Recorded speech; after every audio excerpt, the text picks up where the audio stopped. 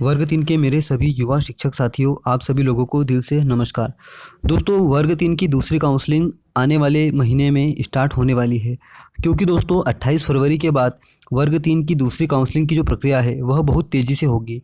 लेकिन दोस्तों, हमारे युवा अभ्यर्थी ऐसे हैं जो कि चाहते हैं कि वर्ग 3 की दूसरी काउंसलिंग 51,000 पदों के साथ हो, क्योंकि 51,000 पदों की अगर पूर्ति होती है तो कई सारे युवा अभ्यर्थी ऐसे हैं जो कि 11 सालों से इस भर्ती का इंतजार कर रहे हैं, उन लोगों की मांग पूरी होगी।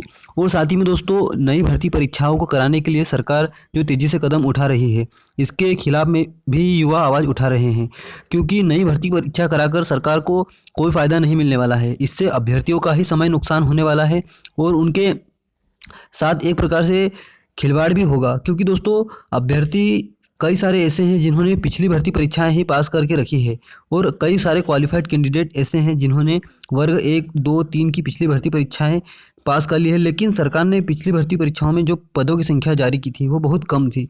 आप वर्ग 1 और 2 के पदों को ही देख लीजिए, अलग अलग विषयों में आप लोगों को पदों में असमानताएं देखने को मिल जाएगी।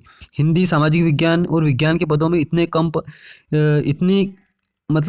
पद दिए हैं कि युवा लगातार परेशान है। कई सारे अभ्यर्थी ऐसे हैं जिनके बहुत अच्छे अंक हैं, लेकिन पदों की संख्या कम होने के कारण उन लोगों को सिलेक्शन नहीं मिल पाया। तो ये अभ्यर्थी लगातार भोपाल में पिछले कई महीनों से आंदोलन कर रहे हैं, और इनके लिए सरकार ने अभी तक कोई भी ठोस कदम नहीं उठाया है। वर्ग 3 के अभ्यर्थी भी 51,000 पदों की मांग के लिए भोपाल में पिछले कई महीनों से 4 से 5 बड़े आंदोलन कर चुके हैं, और आने वाले समय में भी लगातार सरकार को आंदोलन की धौंस देते हैं। लेकिन सरकार टस से मस होना नहीं चाहती है। सरकार को आगामी चुनाव से पहले अगर शिक्षकों को खुश करना है तो वर्ग 3 में 51,000 पद करने होंगे, साथ ही में नई भर्ती परीक्षाओं को बंद करना होगा, क्योंकि अभी नई भर्ती परीक्षा करा के कोई मतलब नहीं। क्योंकि जो अभी की भर्ती हुई है, ये भर्तियों को 1 से 2 साल ही हुए हैं, और इसके बाद नए युवा कहाँ से मिलेंगे।